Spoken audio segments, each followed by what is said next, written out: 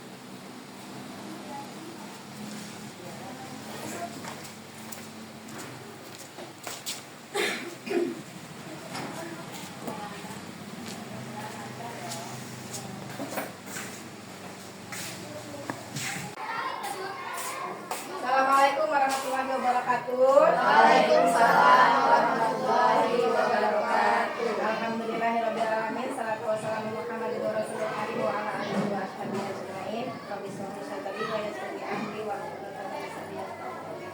Puji syukur kehadirat Allah Subhanahu wa taala, karena hari ini kita masih diberi nikmat sholat di umat Islam. Salawat serta salam mari kita sanjung agungkan untuk Nabi kita Muhammad sallallahu alaihi wasallam. Allahumma sholli ala sayyidina Muhammad wa ala ali sayyidina Muhammad. Semoga kita semua termasuk umatnya yang ada syafaatnya di yaumil akhir. Amin ya rabbal alamin. Bapak Ibu, di sini saya akan mempresentasikan aksi nyata modul 1.4 tentang budaya positif. Ya, sebelum itu marilah kita sama-sama membuka acara ini dengan membaca basmalah. Bismillahirrahmanirrahim. Ya, terima kasih. Sebelum materi ada SDG sedikit ya Bu. Kita bisa berdiri dulu Bu, supaya nggak kaku-kaku lah suasananya. Ya. Nah, SDG-nya kita angka ya. Kalau di papan tulis kita mungkin menggunakan pensil atau pena. Tetapi untuk membentuk angka ini saya ingin dengan gerakan tubuh. Misal 3. Gitu ya, nulisnya kan 3 ya. Kalau 2 gitu ya Bun ya. Ya, kita mulai dari angka 1 sampai 10. Selamat ya. Ya. Durasi lah ya. Ya, kita mulai dari angka 1. 2, 3, 4, 5, 6, 7, 8, 9,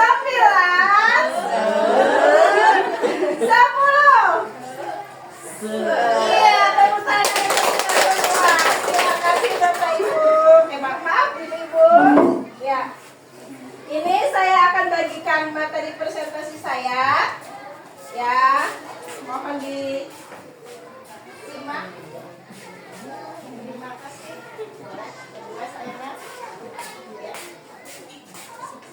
Oke. Materi kami di modul 1.4 yaitu budaya positif. Yang diangkat adalah supaya ada kedisiplinan di sekolah atau di kelas. Ya, supaya disiplin tentu ada rasa kontrol kita untuk anak atau rekan kita supaya ujung-ujungnya atau endingnya itu teratur. Ya, dimana rasa kontrol di sini yaitu merujuk pada kemampuan untuk mengarahkan, mengatur atau mempengaruhi sesuatu agar sesuai dengan tujuan atau keinginan tertentu. Kontrol dapat diterapkan dalam berbagai bidang, mulai dari manajemen, bisnis, hingga kehidupan sehari-hari. Oleh karenanya, sekolah kita ini termasuk ada kehidupan di dalam sehari-hari di sekolah kita, Ibu. Nah, kontrol tadi diharapkan atau diterapkan dengan kegiatan berdisiplin.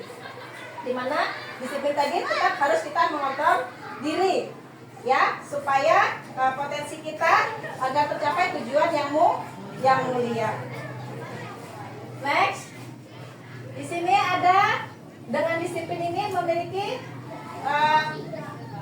perilaku. Nah, perilaku ini tujuan. Nggak mungkin ya kita misalnya nih nggak senang dengan ibu A, nggak mungkin kita nggak menunjukkan, pasti ada sesuatu. Tetapi kenapa dia begitu? Berarti kan ada tujuannya. Oh, saya ini nggak senang loh ibu ini ngajarnya terlalu cepat. Mungkin kan anak pasti ada menunjukkan sesuatu itu gitu. Jadi dia tuh diam itu ada tujuan. Jadi semua perilaku anak, misal entah dia diam, entah dia suka bermain, pasti ada tujuannya. Kenapa dia begitu? Pasti ada alasannya. Nah, menurut Jamie Goshen dalam bukunya Returning School Discipline menyatakan ada 3 motivasi perilaku manusia. Yang pertama, untuk menghindari ketidaknyamanan atau hukuman. Ya biasanya nih anak tertib nih, biar nggak dihukum. Ya alasannya gitu. Yang kedua, untuk mendapatkan imbalan. Ya seperti tadi, nah tolong belikan ibu gula. Dapat jajan nih, tambahannya seperti itu. Yang ketiga, untuk menghargai diri sendiri. Nah ini mungkin yang agak mungkin kurang dari diri kita, termasuk saya juga mungkin di situ kurang menghargai diri sendiri. Ya ibaratnya kita ini harus melakukan, nggak usah mikir dulu yang mau dapat apa, yang mau kenapa gitu, tapi kita memang berniat untuk memperbaiki diri. Ya. Yang selanjutnya, dari disiplin tadi itu ada beberapa nilai-nilai kebajikan, misalnya kebaikan, kesopanan, disiplin itu sendiri ya, atau saling menghargai. Nah itu adalah satu-satu nilai kebajikan. Kebajikan ini biasanya nilainya positif, nggak ada yang negatif ya Bunda ya.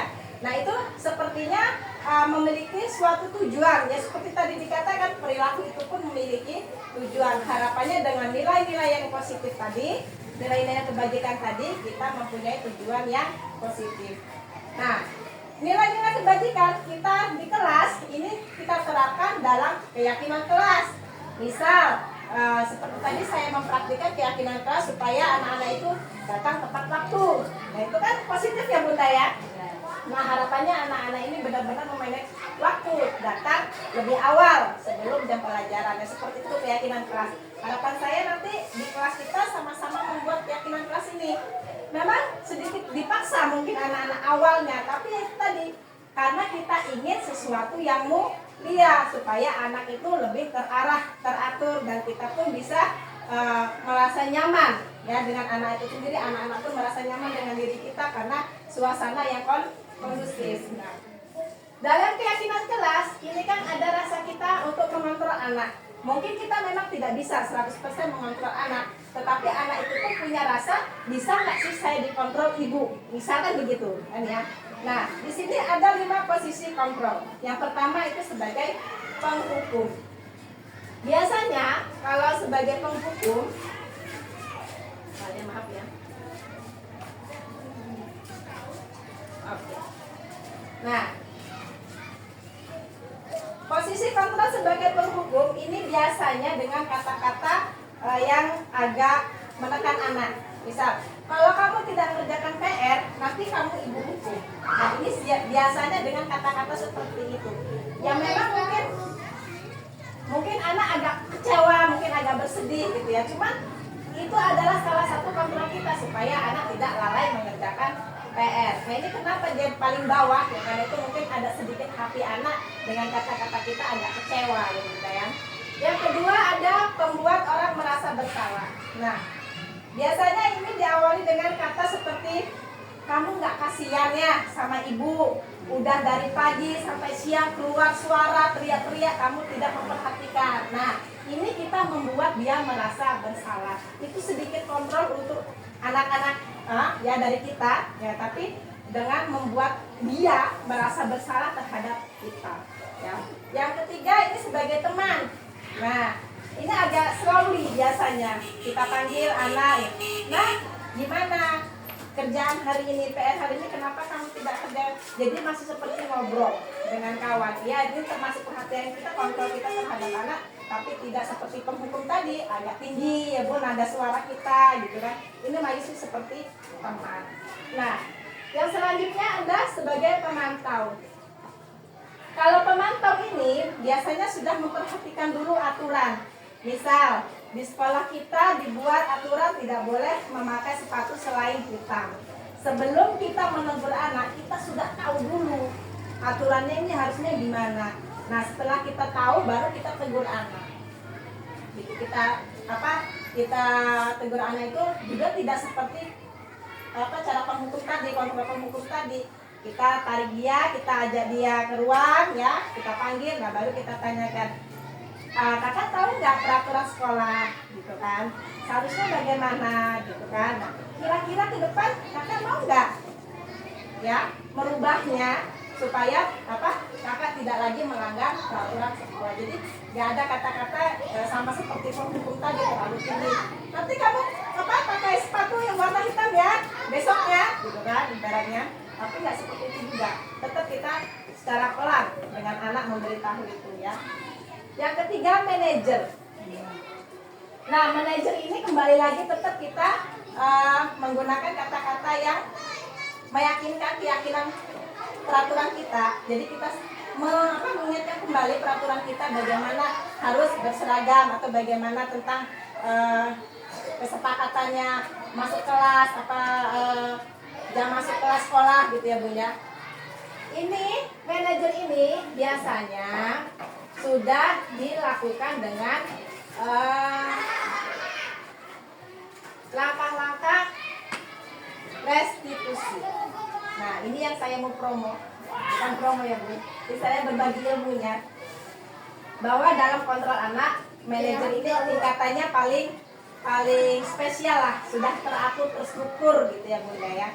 Karena harus melalui langkah-langkah segitiga restitusi. Bagaimana langkah awalnya? Yaitu pertama menstabilkan identitas. Menstabilkan identitas ini biasanya kita awali dengan setiap orang ini memang punya kesalahan. Begitu juga dengan kita sebagai gurunya. Cuma maksud kita akan mengarahkan anak-anak kita supaya ke depan itu lebih baik. Nah, langkah kedua itu validasi tindakan yang salah. Kita mengingatkan, kenapa kakak melakukan ini? Kan tahu ini tidak benar. Keyakinan kita apa tentang peraturan sekolah, tentang berseragam atau tentang memakai sepatu. Kita ingatkan kembali dengan anak-anak ya. Adakah cara untuk yang efektif untuk kakak supaya bisa ingat selalu peraturan atau keyakinan sekolah kita? Misal dia datangnya sering terlambat. Jadi kita tanya, bisa kakak cari solusi supaya kakak besok-besok tidak terlambat lagi? Mungkin dengan dia membuat alarm di HP-nya atau minta bantu orang tuanya, Bu, tolong ingatkan saya, Bu, besok bangunkan saya jam sekian ya. Itu salah satu langkah validasi tindakan yang salah. Yang ketiga, yaitu menanyakan keyakinan. Setelah dia kita melakukan tindakan yang salah, tadi seperti menanyakan ada nggak solusi. Nah, kita tanya lagi ke depannya, kapan kakak akan mulai keyakinan kakak tadi? Mulai hari ini kah atau lusa kah? Kalau bisa kan mulai hari itu sudah mulai berubah. Jangan lagi melakukan kesalahan seperti yang sudah dilakukan. Nah, seperti yang saya sampaikan tadi, semua yang dilakukan itu mempunyai tujuan. Nah, seperti kita juga tidak harus memaksa anak marah-marah gitu ya. Tidak boleh, karena kita juga harus menyadari anak-anak itu punya kebutuhan. Ya, mungkin dia begitu, tingkahnya begitu karena dia gimana Bu, saya sudah di rumah belum makan, ibu sudah nyuruh saya lari pagi, misal ya Bunda ya. Sedangkan kebutuhan fisik dia itu dari pagi belum terpenuhi ya Bunda. Nah, kebutuhan dasar manusia ini ada 5. Yang pertama untuk bertahan hidup, yang kedua kasih dan rasa sayang diterima, yang ketiga kebebasan, yang keempat kesenangan, dan yang kelima penguasaan. Ini semua kita punya Bu, termasuk anak-anak. Jadi dalam kita melaksanakan segitiga restitusi tadi, jangan lupa bahwa beliau, anak-anak kita juga punya kebutuhan ya Bunda ya. Jadi jangan terlalu kita ekstrim mengingatkan gitu ya. Nah di sini tadi kan kita sudah sampaikan bahwa dengan disiplin kita mempunyai keyakinan kelas ya, supaya anak-anak teratur terarah dalam pembelajaran. Di sini ada langkah-langkah penyusunan keyakinan kelas. Yang pertama, kita mempersilahkan anak-anak mengeluarkan ide pendapat mereka bagaimana supaya kelas ini bisa teratur ya. Kemudian kita minta anak-anak itu mencatat keyakinan kelas yang mereka impikan tadi, mungkin dalam stiker tempel tadi, ya, atau dengan secari kertas, ibu kumpulkan boleh. Nah, nanti baru kita kumpulkan, dan mungkin sama nih idenya, jadi kita satukan saja, ya. Yang satu mungkin jangan datang terlambat atau tidak harus datang tepat waktu. Mungkin ada beberapa anak yang satu ide, jadi kita kumpulkan. Jadi mungkin kita kerucutkan jadi beberapa keyakinan. Ya Bunda. Yang kedua, kita buat supaya keyakinan kelas itu menggunakan kalimat yang positif. Jangan ada kata jangan ada kata tidak gitu ya. Kita buat yang sebalik mungkin gitu ya. Setelah itu kalau sudah yakin, sama-sama di kelas kita sudah yakin sepatah itu kita gunakan, kita buat di sebuah kertas lebih besar atau yang karton ya Bunda. Nanti baru kita tempelkan di kelas atau di dinding kelas kita supaya sama-sama setiap mungkin ada satu yang kita ingat ya peraturan kelas kita, keyakinan kelas kita, jadi kita bisa mengingatkan Anda. Ya, itu saja Bunda. Terima kasih. Mudah-mudahan ilmu di modul 1.4 ini bisa sama-sama kita jalankan. Ini berbagi ilmu saya kepada Bapak Ibu. Harapan saya kita sama-sama membuat perubahan dalam sekolah kita, terutama di kelas kita masing-masing. Ya. Sebelum saya akhiri, saya ingin ucapkan terima kasih. Mudah-mudahan semua bisa berjalan dengan baik di pembelajaran di kelas. Ya, kita akhiri dengan membaca hamdalah. Alhamdulillah. Terima kasih ya Bunda.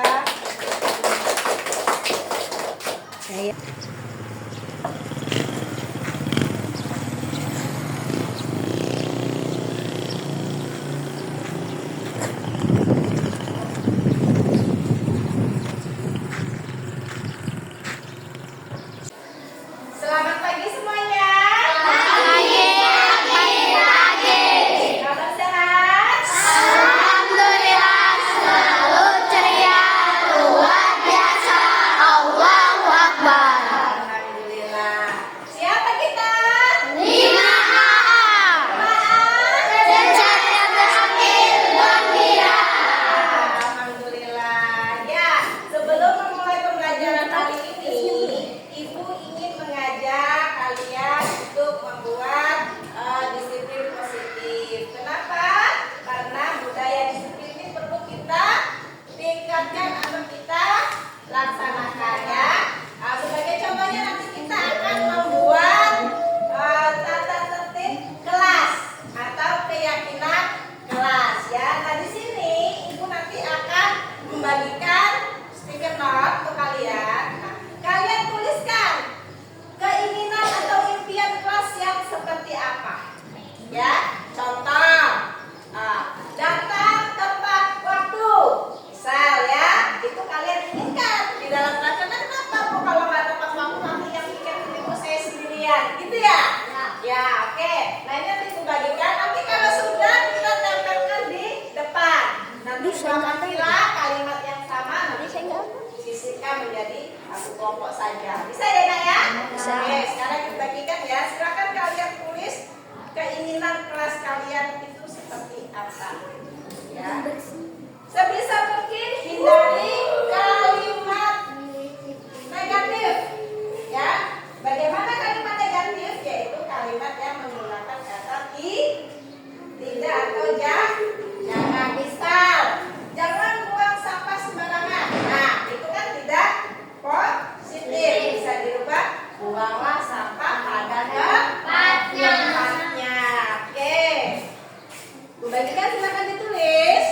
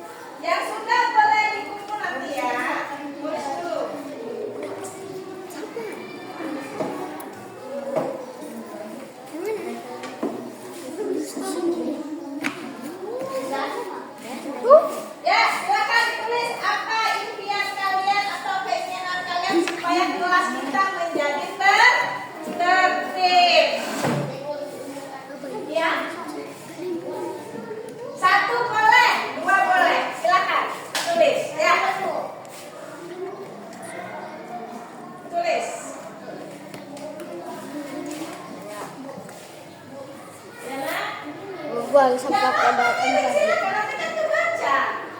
Ya. Silakan ditulis.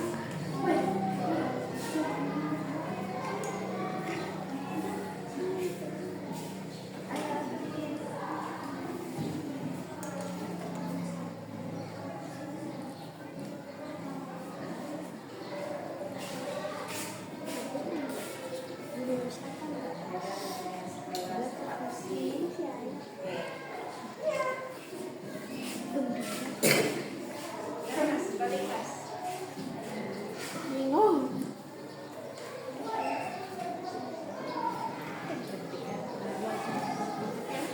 Sudah? Kalau sudah silakan tempelkan ke depan papan tulis. Ya, silakan berwarna-warni campur-campur nggak apa-apa. Ya, udah nggak apa-apa tempel aja. Silakan acak-acak tempelnya nggak apa-apa. Nggak usah disusun nggak apa-apa. Yang penting nempel. Nanti ini yang pindah-pindahkan.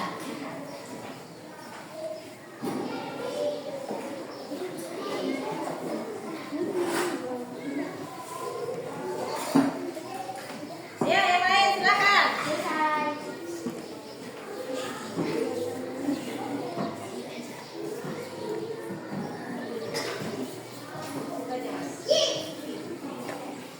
Ya.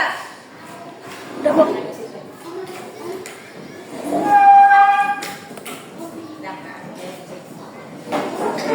Ya, silakan. Apa lagi? Pak, bebas nanti ibu yang samakan. Ya. Terus. Cuk. Lanjut. Lanjut. Sudah? Oke, ibu bacakan satu-satu ya. Nanti harus dibaca sama kita gabungkan ya, Nak ya. Yang pertama, saat guru berbicara harus didengarkan. Boleh. Aku ingin kelas bersih. Boleh. Tentang kebersihan ya. Doa yang tertib menghargai teman yang piket. Taruhlah di sini ya. Ingin kelas bersih ya, Nak. Sama ya. Oke. Menjaga lingkungan sekolah agar tetap bersih. Sama. Bersih ya. Ingin tetap bersih. Datang tepat waktu. Tidak membuang sampah di selokan kelas. Masih tentang kebersihan. Tidak boleh datang terlambat. Ini berarti waktu. Ini tentang waktu ya. Ini tentang etik, tentang bicara ya. Ketika teman ngobrol harus didengarkan dahulu. Jangan ngobrol, berbicara. Nanti kita nah ini tentang memberi kesempatan ya pada teman.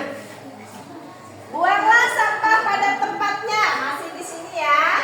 Oke, tentang kebersihan. Menjaga lingkungan agar tetap bersih. Masih di kebersihan.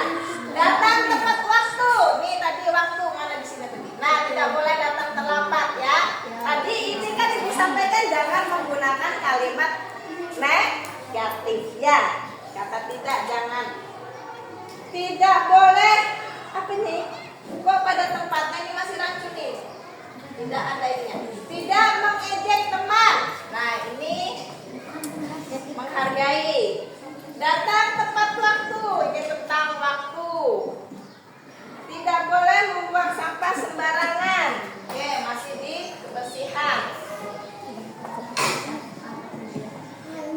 Membuang sampah pada tempatnya. Masih tentang kebersihan. Datang tepat waktu, buang sampah pada tempatnya. Di sini ya. Tepat waktu, membuang sampah pada tempatnya. Masih tentang kebersihan ya. Berarti di sini ada 4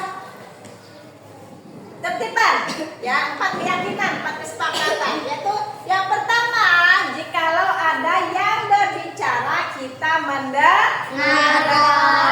Yang kedua, tidak boleh datang terlambat atau datang tepat waktu. Nah ini harus kita laksanakan sama-sama ya. Jadi yang tiket itu sebelum jam pelajaran harus sudah datang ya, karena kita tidak bisa terlambat waktu jam pelajaran. Terus ada tidak, oh ini yang tadi yang rancu ya.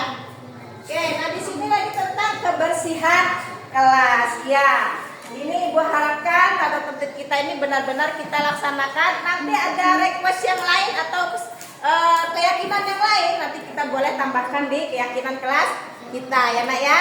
Ya, untuk keyakinan kelas ini Ibu harapkan kita sama-sama menjalankannya ya nak ya. Supaya kalian nanti belajarnya nyaman ya. Ya, jadi semuanya kelasnya bersih gitu kan. Belajar nyaman, kalian juga bisa menerima pembelajaran dengan baik. Oke. Pagi Mbak Amel. Sehat? Tadi pembelajaran apa ulangannya? Agama. Agama. Tahu Mbak Amel kenapa Ibu panggil sini? Enggak, Bu. Tadi waktu Ibu survei ke kelas, Ibu lihat Mbak Amel melihat jawabannya Mbak Isa. Iya, benar. Benar, Bu. Boleh Ibu tahu alasannya kenapa sih? Malam enggak belajar, Bu. Kamu nggak belajar. Keyakinan kelas kita ada kan ya Mbak ya? Iya, salah satunya itu Mbak Berjujur sama menghargai diri sendiri. Kira-kira Mbak mencontek tadi termasuk jujur nggak sih? Enggak, Bu. Enggak. Oke. Maksud Ibu panggil Mbak Amel kemari bukan Ibu ingin mencari kesalahan ya Mbak ya, tetapi Ibu ingin mencari solusi supaya kedepannya Mbak Amel bisa lebih baik. Ada nggak Mbak usaha Mbak Amel supaya nanti kedepannya tidak mencontek lagi? Apa Mbak? Belajar dengan giat. Belajar dengan baik. Kira-kira Mbak kapan mau dilaksanakan keyakinan Mbak ini? Hari ini, Bu. Hari ini ya? Iya, Oke. Ya Ibu doakan ke depan Mbak Amel bisa lebih baik lagi, nggak nyontek-nyontek lagi, karena kita sama-sama yakin bahwa mencontek itu tidak baik ya Mbak ya. Nah, mudah-mudahan dengan keyakinan Mbak ke depan belajar lebih giat, Mbak lebih sukses ya, lebih maju ya. Alhamdulillahnya ilmu yang kita dapat ini bisa kita bagikan dengan adik-adik kita nanti ya. Ya, semangat ya Mbak ya. Terima kasih. Silahkan kembali ke kelas.